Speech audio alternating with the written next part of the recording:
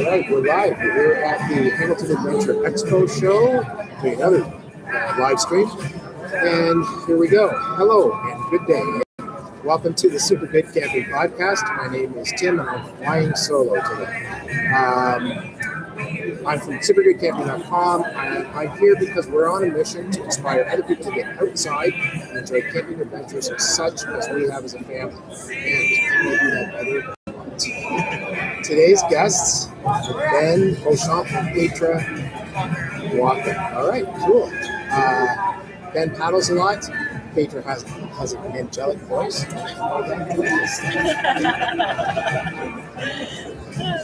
Let's start with the interesting one. Yeah, fair. Totally fair. So tell me about your music. So many things. I know that you just put out an EP. That is awesome. Congratulations. That must be absolute work. It's been a long time. Yeah, well, I've been doing this since I was like 5 years old. It's 12 years old. I was singing in my musicians since I was 5 years old, but at the time I knew I wanted to be a musician. And then in high school I was playing in this band, and I remember feeling like back then, I can't just have my own music. I was just what we were doing. We would play a lot of rock, actually, and yeah, it was great. Got me on stage, and I got a taste of what I wanted to do. And then when I moved to Toronto for university, but also when I started meeting musicians in the community, and it was like so cool because all of these people who were my age, like they had been writing and releasing music since they were in high school, and then I came in at like 19 and like, oh wow, I was late for me. But I had all of these songs. Sorry, the songs on this EP, because it's my debut album.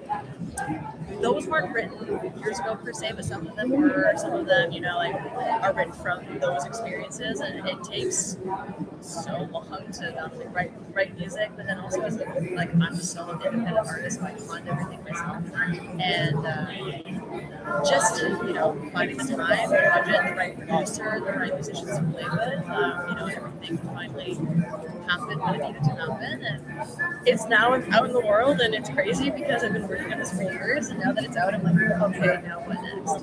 But, yeah, honestly, yeah, I'm unfortunately trying to make that.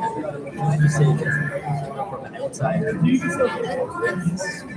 process. I was under the impression you sit down and write some lyrics. That's the first step. Not the easiest. It is. And alongside being a singer, it has to be marketing department.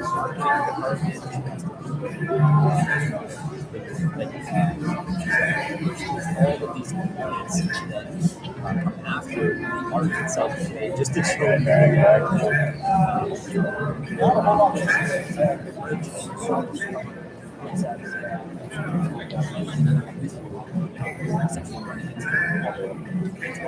project. I just it's been really surreal right now. People realize it's really how difficult it is to be an artist. And we're happy that you are doing it.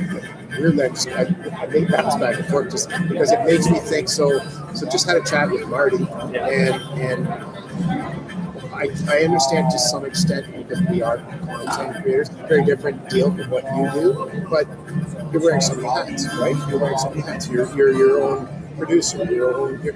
Hopefully, unless you're really good at it, you don't want to be your own engineer, but that same sort of idea, right? Like so many hats. How does anything get put out without burning out on your first go? I don't.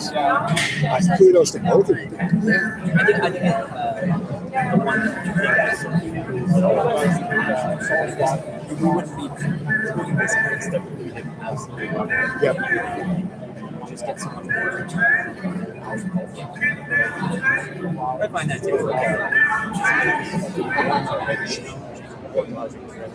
Is the easy part of making this video or putting it out or whatever, right? Yeah, it is. Well, and having watched a bunch of them last night, that's just the amount of efforts from that perspective you don't see my stuff out there, because I'm not going to stop, leave my canoe, go put a camera down there, come back, nonchalantly walk past it, set down, change it, point it that way so I can walk away from it, get out the drone.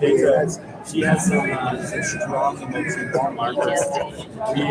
We did some it was a relatively easy portage trip, but there were some nasty sections where, I think every time you go through a very challenging section, those are the parts that you want to film the most. It makes the best content, and put in at the end of this portage just like and trekking the canoe out just to get out of the water to actually go the boat. And we take I had the camera set up on shore, set it up, go do the thing, paddle away, go back to the camera. Oh, looks like I didn't hit the record button. And that happened like a handful of times on the trips. And our relationship survived that moment, and that's when I knew. Yeah. He's the one. I'm pretty patient, but then there was one or two moments. I think there was one time where he forgot to record twice in a row, and I was like, oh, killing me. The pressure was on at that point. Yeah. I was going to say, at least you didn't have a paddle out there, 'cause that might have ended that. Yeah. Man, that's going to be brutal. And just even the, like, so I'm picturing you talking about slogging, I've been to those bikes and stuff. To slog back to get the camera. So you're doing it just like a double carry portage. You're doing it 3 times to get one shot. You only need to do it once. I think that's probably why I'm more reticent to shoot that. Just because, like, I'm not interested. I also, I'm out there too. I'm glad that folks like you do what you do. Just not interested. I'm trying to hang with my kid while he's still interested in traveling with me. I'm trying to not get my heart beat up, because apparently that's bad for people that are my age in life. And I am glad you do that, and I'm glad that you persevere for following that sort of dream, to have that love for that film. That's cool. Yeah, and I think I could not. I've always believed in myself, and I've always had a strong feeling like I will be successful in music, and whether that's delirium or not, I don't know. I've just felt that this is my calling, and I really love music. I love storytelling in songs, and I love performing and singing, and I love everything about it. But like Ben was mentioning, there's, especially today where social media is, everything is dependent on Instagram and TikTok now. Music is like on the back burner as a musician. It's like, oh, you need to be your content creator, your manager, your agent, your promoter, the producer, and then in the studio, it's like the producer, like all of these hats, and you have to do it. There's a lot of choices. If you want this to happen, you have to make it work with whatever resources you have. And there's been a lot of times, especially this last year, like I recorded the EP last January, and that was a crazy time. Ben came with me, thank God, because we were in LA, we were recording in LA, and the first day that we were supposed to record is when the wildfires happened. Oh my God. So evacuate 24 hours. and I did not know LA. I just met my producer, and like he's great. Like him and his partner they hosted us. Like we stayed at their property, and we were in the evacuation zone. So we all had to leave, and like they went one way. We were like, where do we go? And thankfully we had friends in LA at the time who were surfing, but it was just like chaos. And then because of the wildfires, I ended up having to extend our trip. It's a whole other story, and he actually filmed it and it's on my YouTube channel. I don't want to watch it. Wait. Look up Paitra. But it was just like, that was really frustrating for me when I was expecting it to be exciting. And then on top of that, after the music's done, it's months and months of mixing and mastering, and then like planning music videos and photos, whatever, which it sounds fun, but when you don't have a team, or you barely have a team, it's really challenging. There were so many times, thank God for Ben, he just talked me out of my own, crazy mental spirals. So many moments of self-doubt. I'm like, why am I even doing this? Is this worth it? Am I wasting thousands of dollars in my own pocket? And then he brings me back to reality. He's like, you are happy, fulfilled, you're doing what you're meant to do. Yeah. And you guys do too. With all those movies, Don't lump it in. No. It's not used. No, content creation is totally tough. This production you here. gotta get This is great. Yeah. and I think that based on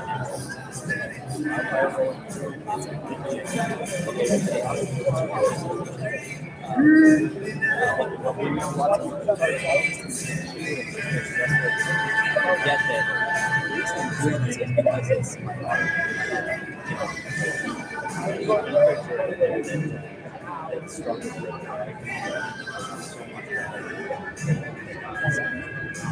What's up, great? No, not to say that you. But that's a Nice very, guy. that's a very bad way of putting it. Really pleased. No.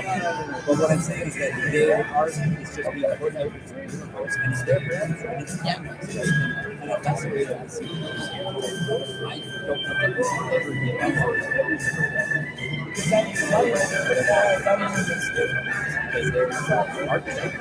Yeah. That's them. So I'm that's great. Yeah, nice balls. Yeah. That's the, But if yeah. you don't, That's not the reason I made it. it doesn't mean that you're not using it. I think it makes Yeah, Yeah. at well, least exactly. a pale imitation. Maybe some AI generated songs. No mentions of that here.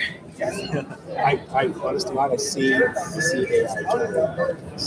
It's like, what do you? What? I can tell you can tell by the mouth movements and stuff like that. Yeah, you're Oh kidding. my gosh. They It's might. like video too. They will do like get the transcript for it, pre-published transcript, and they put it out there and they just have a voice parroting and the voices and AI voices. What's the point? Well, I don't. Like I get, I don't stare at my mouth all day. Fine, but so find somebody prettier who can speak it or whatever. Right? Don't.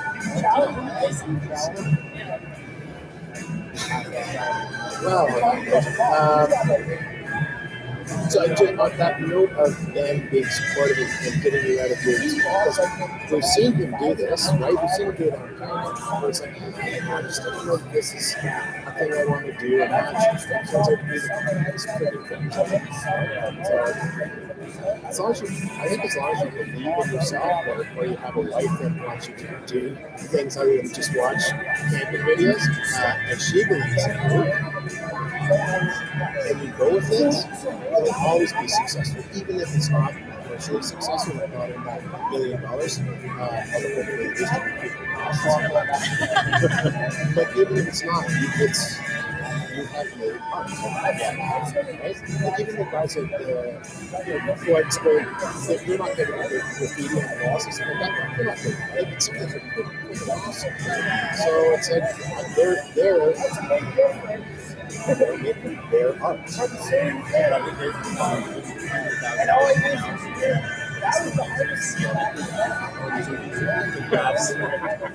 Human activity was traveling through these alleyways.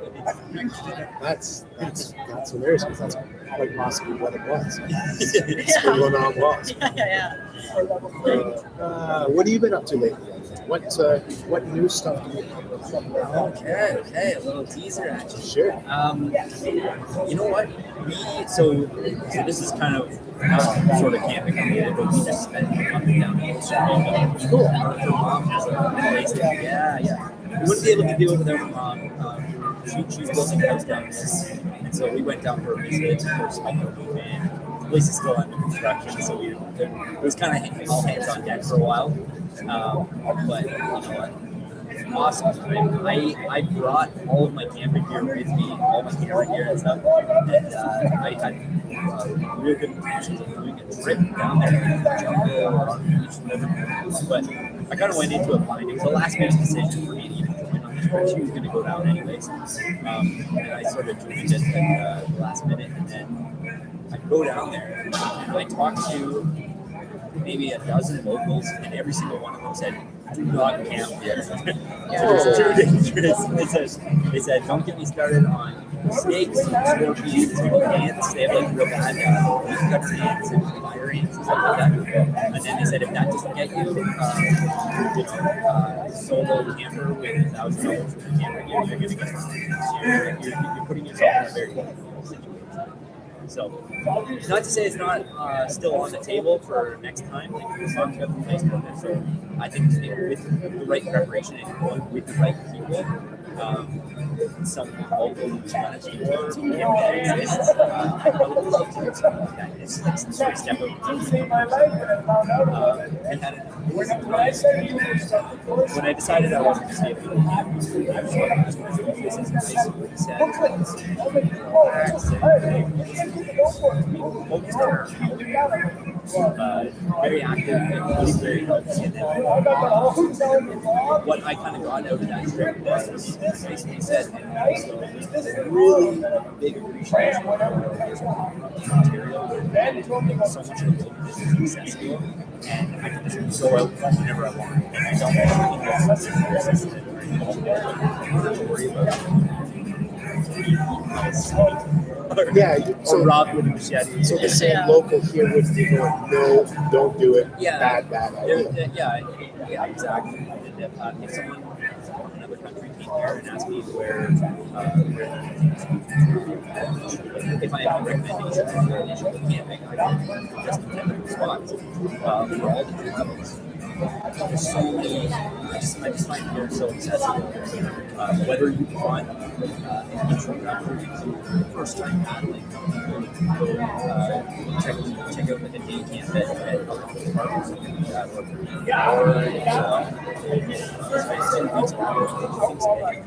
or and not see a soul or a Tim Hortons for 2 weeks. Yep.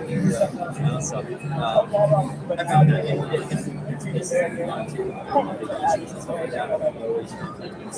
I love it here, but do I ever appreciate it? I'm so lucky. Cool. But to answer your question, I was going to say, so the summation of that is we're not getting into Costa Rica. No, that was my plan. I would have had a crazy. It would have been an epic video where I'm getting robbed and choked out. Hey guys, hold that for a second. I forgot to push record. Yeah. But I have. I'm just maybe like a week. I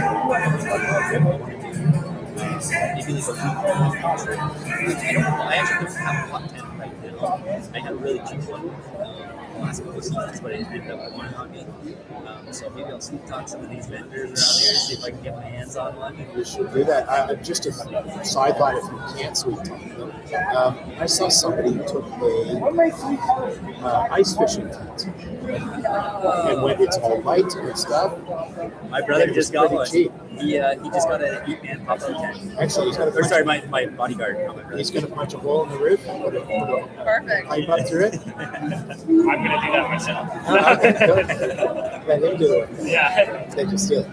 And so I've got some winter trips planned in the works, and of course nothing's set in stone. But I there's never a time where I'm not planning to do trips. I think I really relate to that. I'm just studying routes and checking something out. I haven't planned to talk about this with so I'm going to say it for the first time on your live stream. But I was chatting away with Up North Adventures. They're talking about a trip potentially being on. I don't know if it's going to be feasible for this year, but definitely next year, maybe this year. We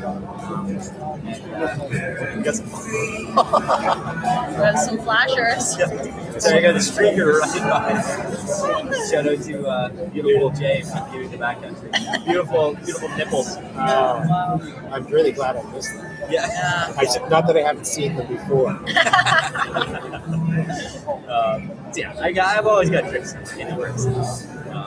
I always find that having a trip in the works or that I'm planning for, or even if I haven't locked in for a date, it just helps me keep organized and like I wake up in the morning and I'm like, okay, I want to have a healthy breakfast so that I can get ready for this trip in 6 months. And like it's like little, it affects me in so many little ways like that. If I don't have a trip in it, I'm less motivated. It's like it's just kind of flows in my head. Yeah, no, I hear you. It's that. It's like, if I got a trip planned, but I've still got some details going on. So let's get that done. That's such a great way to put it. Sweet. What do you do? Well, Booking agent. yeah, well, I Swiss Army. don't have anything booked yet. I mean, I just played my most recent gig this morning here. Right. But my two goals for this year are to, like I mentioned, and to go to Nashville. I've never been to Nashville. I've been told by many people that I love it, and I feel like I'm probably for it. I can attest to. I listen to all kinds of music, but I listen to jazz. Tragically good. Some of the best albums were recorded in Nashville. Like specifically, you can hear the difference. There's a vibe to it. It's the best of the best. It's So I've made a few connections there in the last year or so. Who some of them are in the music industry, some aren't, but they've been there for decades, and so it kind of just feels like a good time. And I'm thinking about moving home, so that's not planned yet. And I would love to do some songwriting and maybe gigging, and if I'm brave enough to go to oh my god, there I feel like I'm already intimidated. I haven't seen it. I've just heard great You'd be things. perfect. We'll see. But I really want to scope it out, and I think it would be really cool. So that's definitely for the near future. Still planning that, and then the tour. I really love to do it. I am looking at just doing Ontario and Quebec to start. And this would be like my first proper tour. I did a 4-day West Coast one a few summers ago with my friends in Rotary Show, which is like a band, and that was a lot of fun. But it was just a taste, and it was not enough time on the road. So I would love to do a couple weeks, but I'm just in the phase of planning that out, looking at the logistics. Honestly, the budget. Yeah, I was going to say, like, how do you weigh all these things out? So A lot of key ingredients. yeah. So the thing about I love being a solo musician. Like, this is what I signed up for. But one of the cons is that you have to pay for everything yourself, and it's fine. But whereas usually in a band, like you're also looking at the cost. So if I were to do a tour, I gotta pay for everything, the accommodations, the room booking fee, if it's fee, the gas, like everything, my band, and so that would be quite a hefty penny, I would say. And then I have to look at how much I'm guessing I would profit from it, and then seeing the goal is just to at least break even. But and the thing is, like, everything in this industry is a risk. Like, it would be a risk for me to go to church because I'm a small artist still. So I'm playing in markets that I don't know. I'm really secure in the economic scene, but like I don't want to so just setting that up and seeing what looks realistic for me and diving in head first is risking stuff, but that's what Yeah, sorry. I want to know if I was looking at I lost my wallet this morning. So I'm playing tag with him now. He's a super guy. He called me. I didn't even realize it was in my coat pocket. It must have popped out when I was wrestling my way out. So just making sure that it wasn't him. I'm here with your wallet. Get him on the podcast. It's hero. Dude, Yeah. I already tipped him as much as I possibly could. Yeah, no idea. That doesn't matter. You got your wallet. Yeah, sure, yeah. You want to shop with me right now? You tipped him with his money. Yeah, exactly. That's messed up. I'm listening to you, but I'm still wrapping my head around. You've got to get a place where the context to even start that process in a new place. And so much phone calls and emails and tracking everything down and then looking at your bank account going, no. I'm not even looking for things. Okay. I'm really good with my finances. I would just like to say my dad was a financial advisor and my mom's Italian, so it's ingrained in me to take care of my money. From a young age. I mean, again, like I said, I have no experience in cooking tours, so I don't know if this is the way that people usually go about it. But what I did was I created so far like a checklist I've organized the different cities that I'm looking at. Hamilton actually makes one of them, and then under that I have like venues, contacts, musicians/bands, and so I've been just along the way because like I'm pretty connected with the GTA, so I message people who I know have suggestions for some places. So I've been filling out this paper, and after I have some more things to put down is when like one part where I get to get involved in some band suggestions and see like if it would be a good fit, reach out. And honestly, for me, yeah, like I said, budget is tough, but I know there are some grants to go to see grant or however many I can get to support that. Or I might just say, frick it and go for it and sing and play as many people as I can. And it'll work one day. I'm glad. Manifest that. Yeah, no. Well, I mean, at some point, it's going to work, but it's not going to work. I wouldn't know unless I do. Exactly, and I mean, I've been wanting to tour for since I was 14 years old. I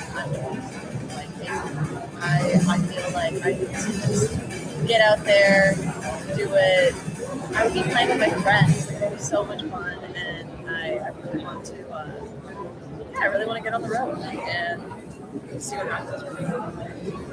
Yeah. I think when you're on the road and you're playing shows, that Oh yeah. you feel most alive.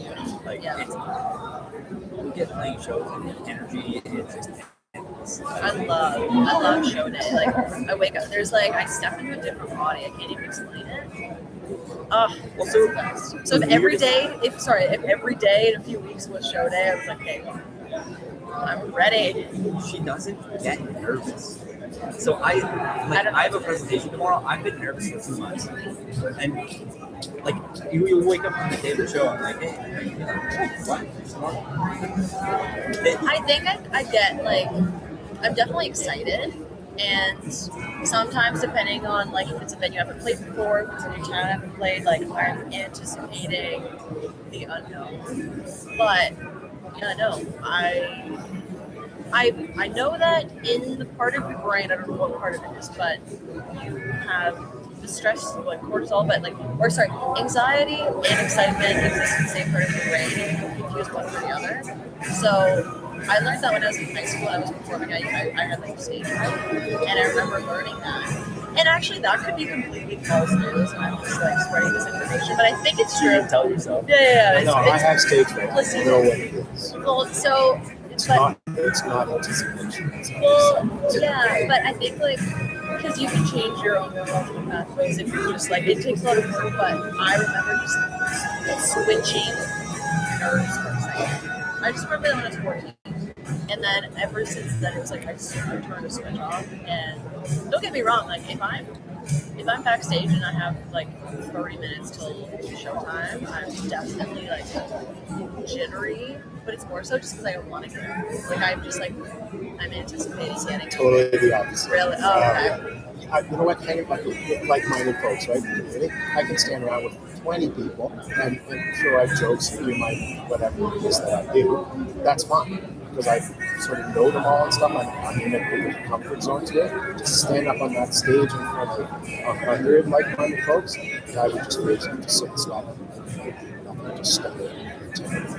Well, actually, the hardest part of being a singer is talking into the songs. That's actually the hardest part, I would say, because singing is easy. It's like, and playing the song is easy because it's the same every time. Practicing, I know the lyrics in my head, I know the chords, like, my band's got it down pat with the rehearsing. but it's the talking in between and like you guys have to talk about an adventure or something that I just feel like talking for more than 30 minutes just by yourself, so being prompted is really challenging. And like on my set lists, I always make sure I throw in a little note in between the songs to like talk about this thing, talk about that thing, because I'll forget. And also like I don't want to be up on stage and stuff and I'm like, hey, so thanks again, guys, for coming. Like you can only say so much. And I also love crowd work too. Like you pick out people in the crowd who are either like going the craziest or wearing like a funky outfit. You want to make it intimate. You want to make it feel like you're like wow. But that's the thing about being a singer like, or a performer. I feel like that helps. But to be on stage and talk, that would just. Because I have a bad memory. Oh my god, I can't be an actor. I would forget all of my lines. It was really great. Festival last night, which I think is super exciting. Like, this is a really cool experience I've never had before. But then in the moment when my film was up on the big screen and we're in a room of 350 people and my face is right here and I'm like, wait a second, like, do I like this? So cool though. This is it. It's like this is the coolest thing I've ever done and also kind of a nightmare. But then in retrospect, that was a blast. I would do it again a million times right now. It was awesome. That especially when you're like the Carson Reach, I could do it in, and then I saw a bit of that. At least I see it there, and then the cut to there. That was brilliant. That was and I will I'll tell you one thing. So the day before, I was at a and my camera's like, it's not, I wouldn't submerge it in water, but it's relatively soft. And so there's a little bit of sprinkle on this, so I didn't bother to next morning I woke up and it was inside of the lens. And so I saw that there and I'm like trying to mess with my camera and then I'm like, whatever, I'll just film it however I film it. And I ended up, the shot was turned out the next corner of the river, like next bend of the river, there's this cow racing. And it actually got a cool effect on the camera where it looks like it's a real foggy. It wasn't. It was just the fog in the lens. I said it was a problem. But I was so bummed out because I was like thinking, oh no, I've never had wildlife encounters like this. It's so spectacular, so beautiful. But I don't know if I'm getting the footage. And then I look back and it's good. All the footage is fine. So it's a roller coaster out there. I don't know if I'll ever have a single day of 7 weeks of air of all people. Yeah. I remember the message he sent me on the because that morning he was like, "Oh, I'm so ready to come home. Like I'm gonna paddle as long as I can today." I just want to give a little bit of context. That trip, so I kept talking in the video about how I'm ready to come home. I said that was a trimmed down version for the festival, but in the Xenia video, I did clarify that I had been out camping for a month total at that point. I had done 4 trips. So the first one was Jimmy Cash River with Tosh, ran a river into Mexico. That was a week. And then I did another I did Diablo's workout. I did Diablo Lake. Yep. Did some fishing there.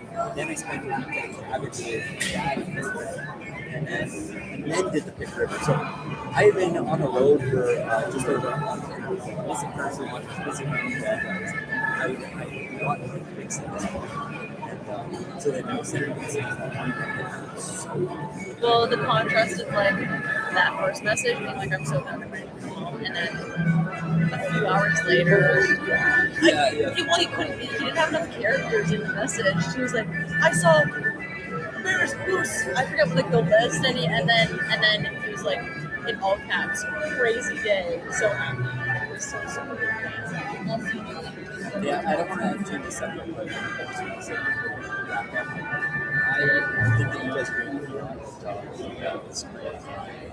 And I also just want to express my appreciation for you guys having me on this podcast like years ago. It's sort of good to come full circle. Like I just felt like you helped me when I was like a really small creator, and now just sitting here at this show right now, it's just like it's pretty Paying crazy. it back because you're a big crew. No, that's not it. That's not what I'm saying. But I just really appreciate everything that you guys do. I have so many squirrel moments when you walk by. I know. But yeah, I just think I like speaking of perspective, people I sit down, just talk freely without the pressure of like, okay, this has got to fit into like a 10-second clip for Instagram. Right. Yes. I also totally agree. I really liked that you had like Jason, right? Just to hear about the show before. And Yeah, I got to hear that. Oh my God. So somebody posted on, sorry, I'm going to do the beautiful thing in a second. But you, squirrel moment. Somebody posted something about, you guys must have started this ages ago.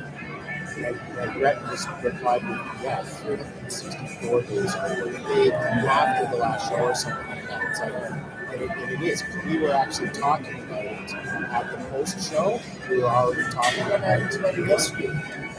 They had already you've heard I'm sure Jason say proof of concept is what last year was to see if it would fly, right? And then that had to be on anybody's imagination. That was so awesome. And then they started talking about it, and within pretty short, like I stay in contact with them just because I'm a nosy. And they were already saying, I think we're going to try to double the size of more presenters. And saying, oh yeah, can I help in any way? We're like, no, we got it. It's cool.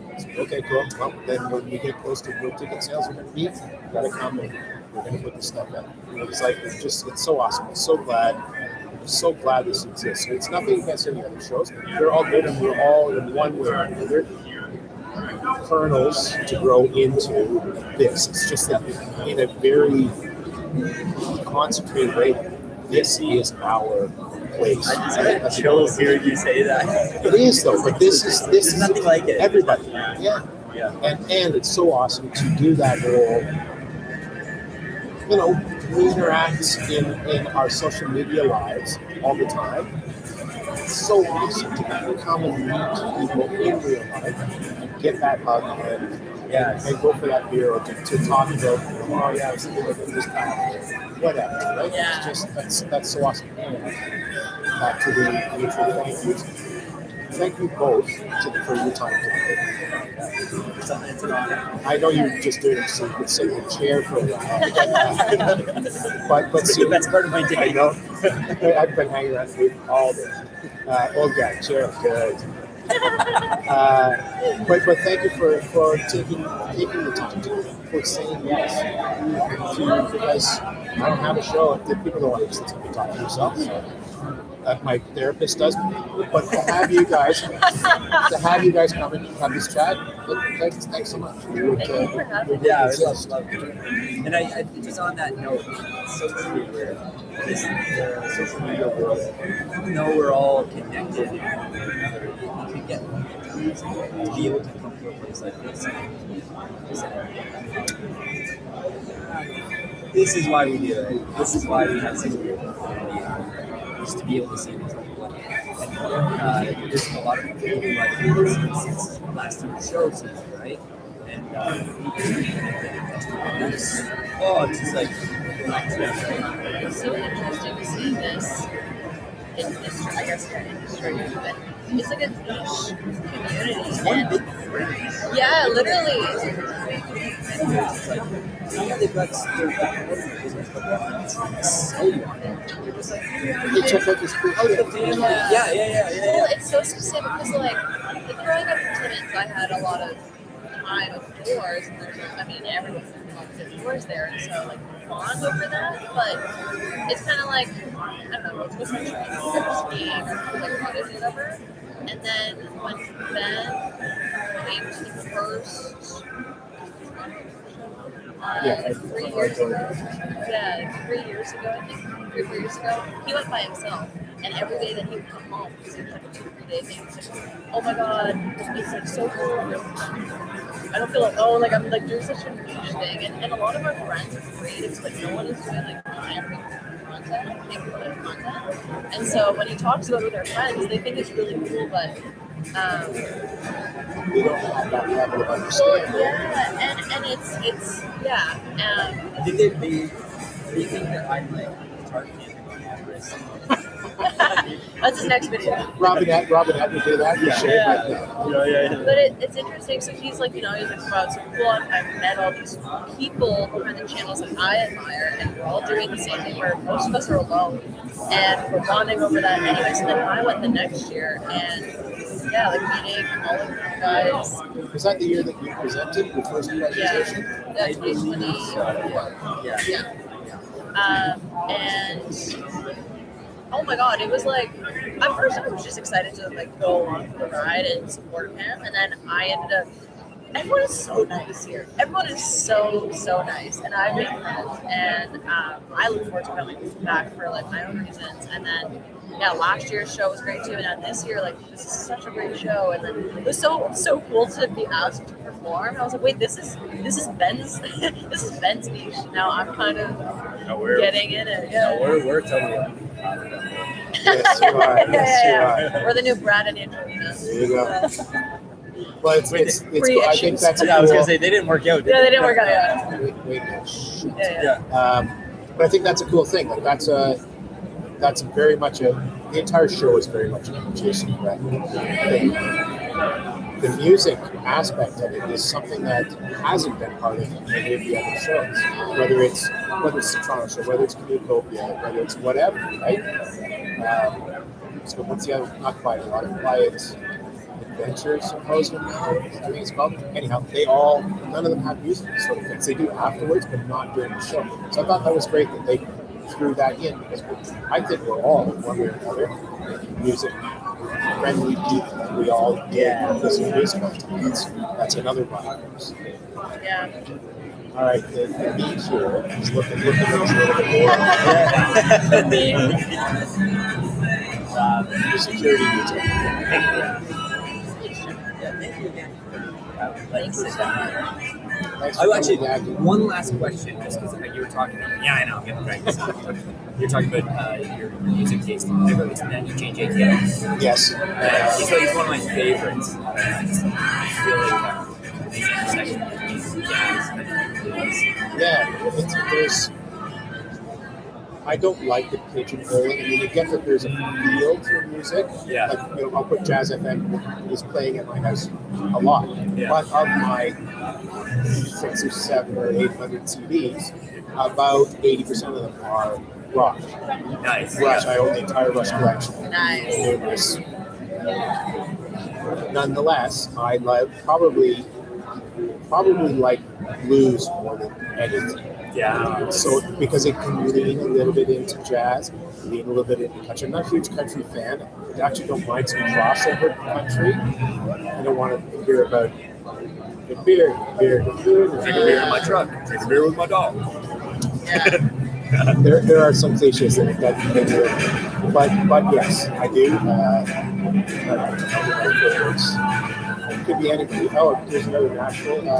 Some of my favorite Connor James albums. If you record some up here, they're good.